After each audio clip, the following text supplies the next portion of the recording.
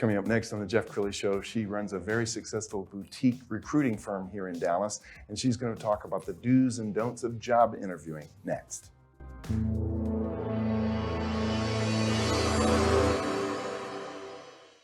Many are predicting that the worst is yet to come, which is unfortunate, said one person here.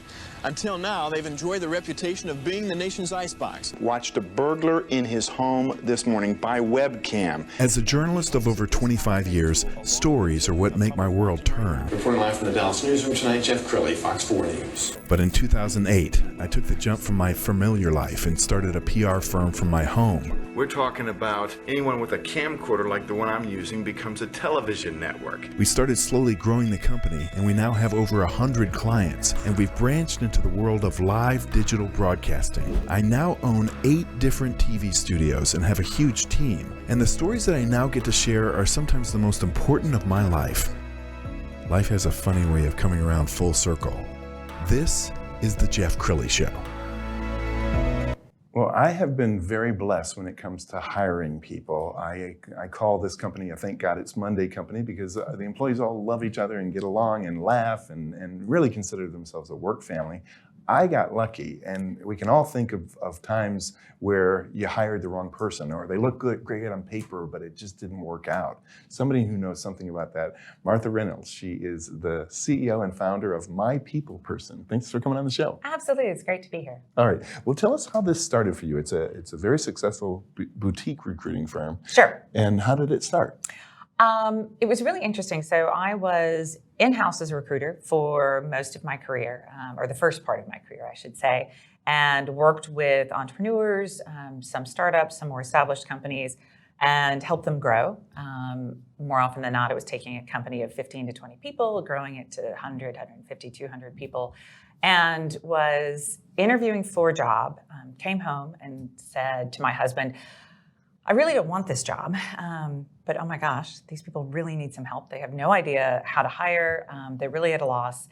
And he said, well, you should start a business recruiting people and helping entrepreneurs in particular help them hire. And so that's how My People Person started at my kitchen table that night. And that, I know how scary that is because I walked away from a 25-year news career. Yes. And I think it's very scary to become an entrepreneur. Tell us about what the last decade or so has been like for you.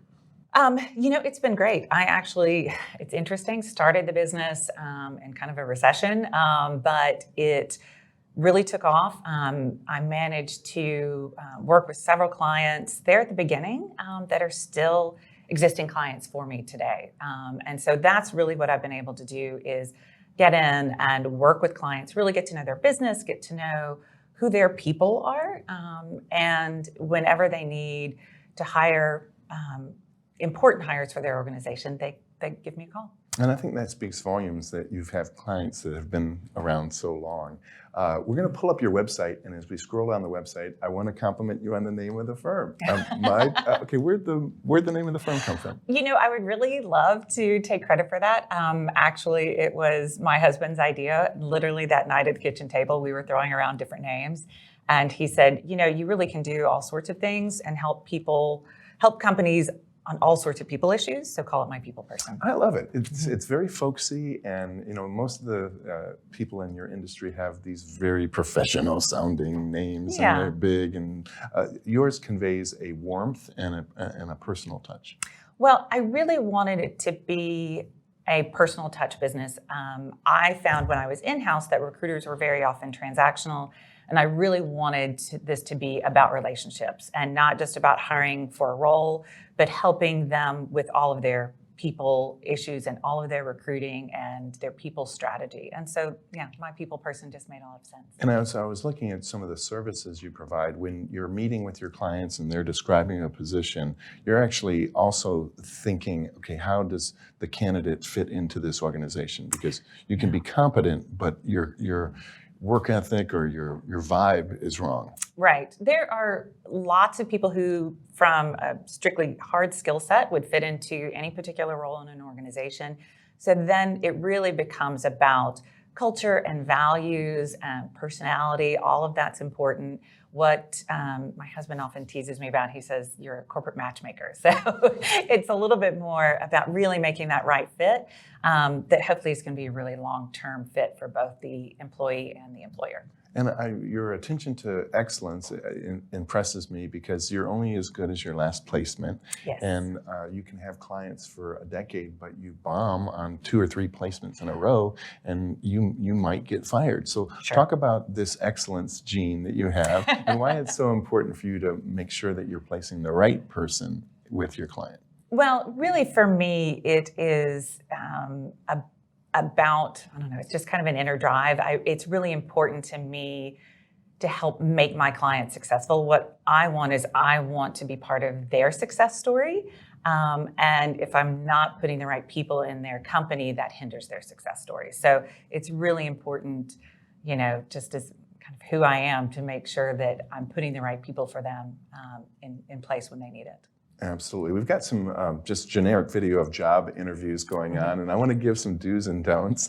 When you're prepping some of your candidates, what are some of the do's that you tell them? Absolutely prepare, 100%. I think that's the most important thing you can do is make sure you've done your research on the company, make sure you've done your research on the person you're going to interview with, make sure you know where you're going.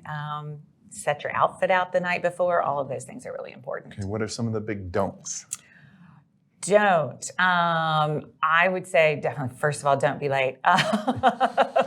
Absolutely. But don't get too nervous. Be yourself. Don't try to be something that you think they are looking for, because oftentimes you're going to miss the mark. And more importantly, you're not going to find the right position for you, and it's ultimately not going to be a good long-term fit for both of you.